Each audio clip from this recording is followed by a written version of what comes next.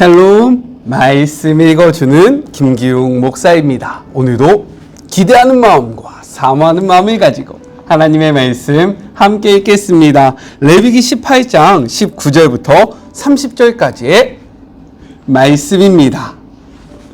월경 중이라 부정한 상태인 여자와 동침하지 마라. 내 이웃의 아내와 동침하지 마라. 그녀 때문에 내 자신을 욕되게 하지 마라. 내 자녀를 몰렉신에게 희생제물로 불살라 바치지 마라.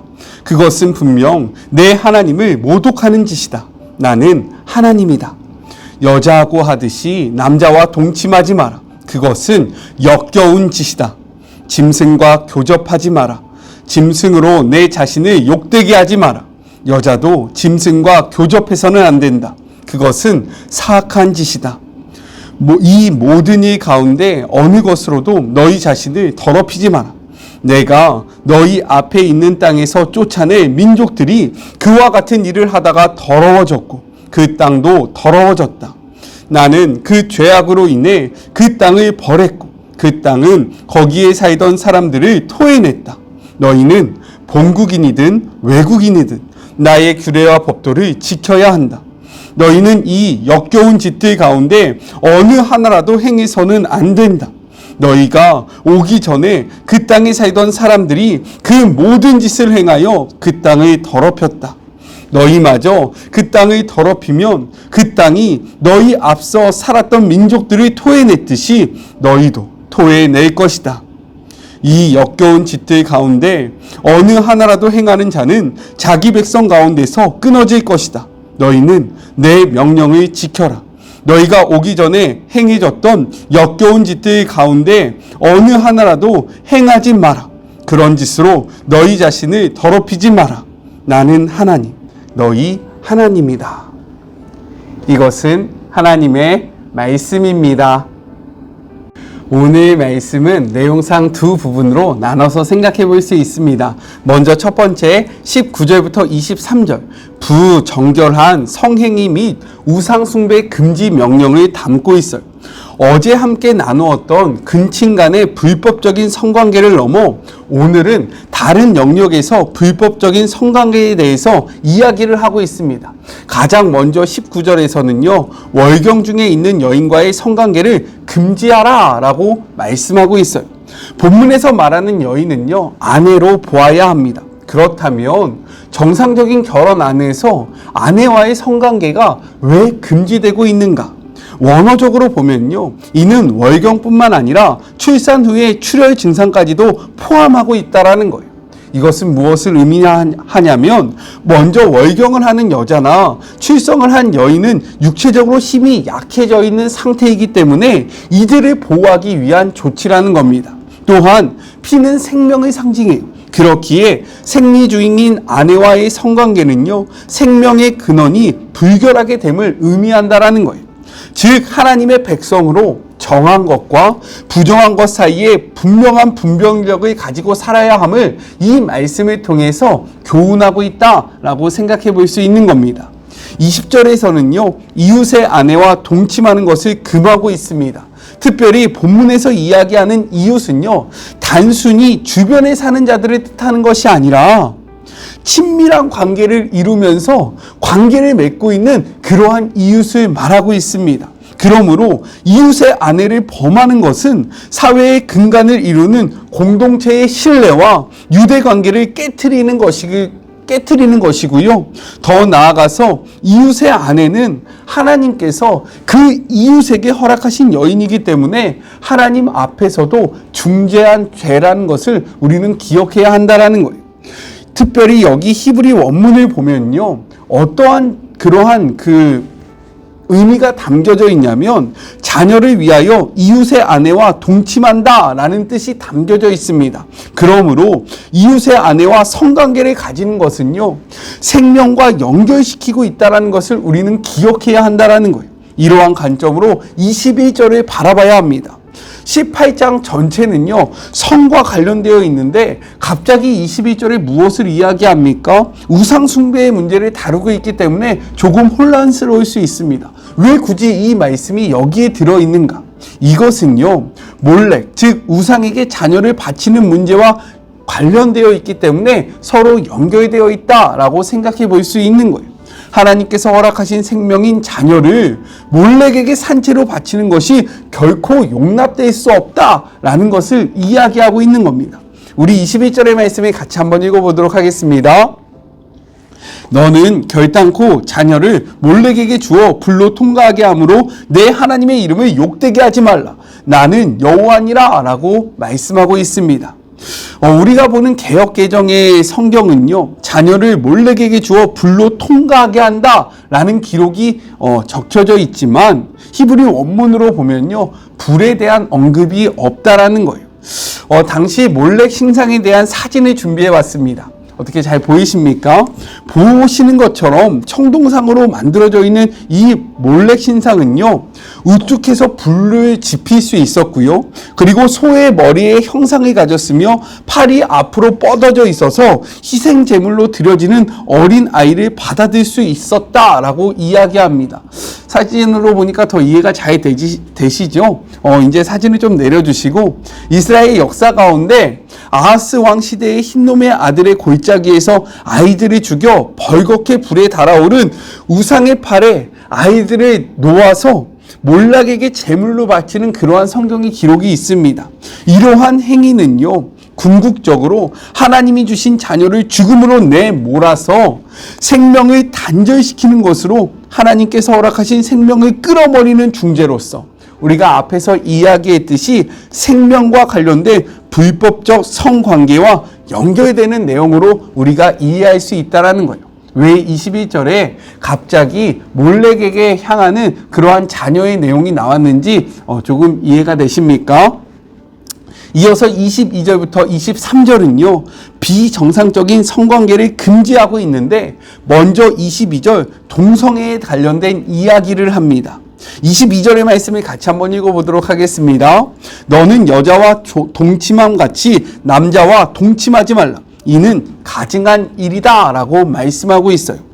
이렇듯 성경은요, 동성애를 무엇이라고 이야기하냐면 하나님이 가증히 여기시는 것이다 라고 분명하게 기록하고 있습니다. 여기서 가증히 여기다는 것은요, 어떠한 의미냐면 혐오스러운 도덕적 문란과 마술과 우상 행위들을 포함한 종교적 그리고 사회적 혼란을 일으키는 행위로서 심지어 땅이 토해낼 정도로 그 오염이 심각한 것을 의미하고 있다는 거예요. 또한 성경은요, 동성애를 묘사할 때 무엇이라고 이야기합니까? 여자와 동침한 같이 라는 표현을 덧붙이고 있다는 거예요. 여자와 동침한다는 것은요, 하나님이 허락하시는 생명의 문제와 연결되어 있습니다. 우리가 계속 말씀을 통해서 확인해 보지 않았습니까? 그렇기 때문에 이러한 동성애는요, 하나님의 창조 질서인 생명을 이루지 못하는 것이기 때문에 금지하고 계신 거예요. 현대 사회가 동성애를 어떻게 바라보는지는 중요하지 않습니다. 우리는요, 말씀하셨잖아요. 어저께 말씀. 너가 애굽 땅에서든 가나안 땅에서든 그러한 풍속과 그러한 규례에 속하지 말고 하나님의 말씀과 하나님의 규례를 따라 살아야 한다라고 분명히 말씀하셨습니다. 그렇기 때문에 현재 사회가 동성애를 어떻게 바라보는 것은 우리에게 중요하지 않다라는 거예요. 과거의 동성애는요, 금지되었습니다. 하지만 현재의 동성애는요, 개인의 그러한 자유와 그러한 개인의 존엄성 때문에 인정되고 있어요. 이러한 사회적인 그러한 이해는 우리에게 중요하지 않다라는 거예요. 중요한 것은 무엇이냐? 말씀이 무엇이라고 이야기하고 있는지가 우리에게 매우 중요합니다. 우리의 가치 판단은요, 시대에 따라 바뀌는 것이 아니라 하나님의 말씀에 따라 세워져야 함을 우리는 기억해야 해요. 그렇기 때문에 하나님이 기뻐하시지 않는 죄를 죄라고 이야기할 수 있는 그러한 용기, 그리고 그러한 관점을 소유하는 사랑하는 주의 모든 자녀들이 되기를 주님의 이름으로 축복합니다. 아셨죠? 꼭 기억하셔야 합니다. 이것은요, 나이스하지 못한 그러한 사람의 이야기가 아니라 왜 이렇게 고지식해? 지금의 시대가 어떤데 이러한 이야기를 하는 거야? 라고 바라볼 것이 아니라 어떠한 시대와 문화와 환경 속에서도 변하지 않는 보편적인 그리고 불변하는 하나님의 말씀이라는 것을 우리는 반드시 기억해야 한다는 거예요. 아셨죠? 하나님의 말씀은 문화에 따라 그리고 상황에 따라 바뀌어지는 것이 아닙니다. 이를 꼭 기억하시는 주의 자녀들이 되셔야 해요. 네, 뭐 저를 욕하시거나 싫어하셔도 어쩔 수 없습니다. 이것은 살아계신 하나님의 말씀입니다. 네, 이어서 23절, 짐승과 교접하는 것을 금지합니다. 고대 근동에서 짐승과 교접하는 수간의 예는요, 어렵지 않게 찾아볼 수가 있습니다. 애굽의 멘데스에서는요, 숫 염소의 형상의 판신을 우상 숭배할 때에 하나의 의식이 무엇이었냐면 바로 동물 간의 수간의 의식이 있었다는 겁니다. 동물 간의 성행위가 그 신을 섬기는 데에 하나의 의식이었다라는 거예요. 또한 가나안의 신화에서는 폭풍의 신인 바알이 죽음의 신인 모투의 촉수를 피하려고 암소와 성교를 가지는 그러한 이야기가 기록되어 있습니다.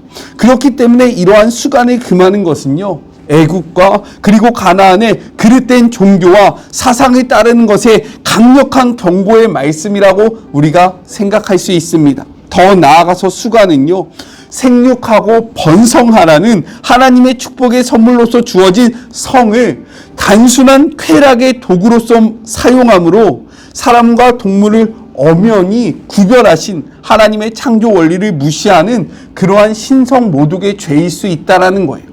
우리는 이것을 기억해야 합니다. 하나님의 말씀, 하나님의 뜻을 반드시 기억하는 사랑하는 주의 모든 자녀들이 되었으면 좋겠습니다. 아셨죠? 둘째, 24절부터 30절, 가증한 풍속의 따름에 대한 경고입니다. 24절부터 25절은요, 가나안 주민을 토해낸 일에 대해서 이야기를 하고 있어요. 우리 25절의 말씀을 같이 한번 읽어볼까요? 그 땅에도 더러워졌으므로 내가 그 악으로 말미암아 벌하고 그 땅도 스스로 그 주민을 토하여 내느니라 라고 이야기하고 있습니다. 그 땅의 거민들을 토해낸다라는 말은요, 그 백성들이 그 땅에서 쫓겨나게 되었다라는 것을 의미하고 있어요. 실제 가나안 땅에 있었던 그 수많은 사람들은요, 이러한 죄악에 빠져 있었기 때문에 하나님께서 그 백성을 심판하사 그 땅에서 그들을 쫓아내신 것이다 라고 분명하게 말씀하고 있습니다. 이어서 26절부터 30절은요, 이스라엘 백성들을 토해낼 것임을 말씀하고 있어요. 가나안 땅의 거주민들이 불법적 성관계를 통해서 범죄했을 때 거룩하신 하나님께서 그들을 그 땅에서 쫓아내셨던 것처럼, 만일 이스라엘 자손들이 가나안 땅에 들어가서 그 전에 살았던 거민들과 같이 동일한 죄를 답습하게 된다면 그들도 하나님께서 쫓아내실 것이다 라고 경고하고 계신 겁니다. 우리는 하나님의 말씀을 무엇이라고 이야기합니까? 살아계신 하나님의 말씀이다 라고 선포합니다. 그렇지 않습니까? 그렇기에 이 말씀은요, 이 경고의 메시지는 오늘을 살아가는 우리들에게도 동일하게 적용된다라는 거예요. 우리는 이것을 기억해야 하고요, 우리는 이것을 바라봐야 합니다. 그렇기에 이 경고의 말씀 앞에 우리의 삶을 돌아보는 그러한 자들이 되기를 주님의 이름으로 축복합니다. 여기서 한 가지 덧붙여서 설명하자면, 동성애를 죄라고 이야기하는 것입니다. 우리는 다 죄인이에요. 그렇지 않습니까? 내가 하나님 앞에 죄를 짓는 것이 죄가 아니다 라고 이야기하지 않습니다. 그렇기 때문에 동성애자를 범죄자로 선포하는 것이 아니라 동성애가 죄이기 때문에 동성애를 해서는 안 된다라고 이야기하는 거예요. 우리가 죄를 지었을 때 하나님께서 금지하는 우상 숭배를 하면 된다라고 이야기합니까? 아니요, 하면 안 된다라고 이야기합니다. 그렇지 않아요? 맞잖아요. 마찬가지로 동성애는 하나님께서 가증히 여기시는 죄이기 때문에 그것을 해서는 안 된다라고 이야기를 하는 거예요. 이러한 것을 이야기할 줄 아는, 하나님께서 죄라는 것을 죄라고 바라보고 죄라고 이야기할 줄 아는 사랑하는 주의 모든 자녀들이 되었으면 좋겠습니다. 아셨죠? 네, 민감한 이슈이기 때문에 다시 한번 강조한 것입니다. 동성애자들을 몰아세우고 그들을 차별하고자 이야기하는 것이 아니라 동성애라는 행위가 하나님 보시기에 죄악이라는 것을 분명하게 선포하고 있는 겁니다. 이것을 헷갈려 해서는 안 되고요, 이것을 바르게 분별하지 못함으로 하나님의 말씀을 왜곡해서는 안 됩니다. 아셨죠? 네, 우리 같이 기도할까요? 하나님, 하나님의 말씀은 과거에도 그리고 오늘도 앞으로도 살아계신, 언제나 적용해야 하는, 우리가 기억해야 하는 하나님의 말씀입니다. 주님의 말씀, 오늘 불법적인 성관계에 대해서 이야기를 하고 있고, 또한 이러한 행위를 본받지 말라고 말씀하고 계시며, 이러한 행위를 할 때 그 땅이 우리들을 토해낼 것이다, 우리가 그 땅에서 살아갈 수 없을 것이다 라고 이야기를 합니다. 가나안 땅은요, 우리가 들어가야 하는 거룩한 땅입니다. 즉 하나님 나라라고 생각해 볼 수 있습니다. 하나님 나라에 들어가지 못하는 자들은 이러한 행위를 하는 자들이라고 분명하게 말씀하셨습니다. 그렇기에 사랑하는 주의 자녀들이 하나님께서 죄라고 이야기하는 것들을 죄로 바라볼 수 있는 관점과 그러한 시각이 열릴 수 있도록 주님 축복하여 주시옵시고, 이 세상이 무엇이라고 이야기하든, 이 세상의 문화가 어떻든 상관없이 하나님의 말씀을 기준으로 살아가는 주의 모든 자녀들이 되게 하여 주시옵소서. 함께 하실 주님을 기대하며 거룩하신 예수님의 이름으로 기도드립니다. 아멘. 우리의 기준은요, 세상의 가치가 아닙니다. 우리의 기준은 하나님의 말씀인 거예요. 이를 기억하고 이를 살아내는, 사랑하는 주의 모든 자녀들이 되었으면 좋겠습니다. 저는요, 또 내일 만나도록 할게요. 사랑하고 주님의 이름으로 축복하면서 오늘 하루도 힘내세요. 우리 내일 만나요. 안녕. 오늘도 수고하셨습니다.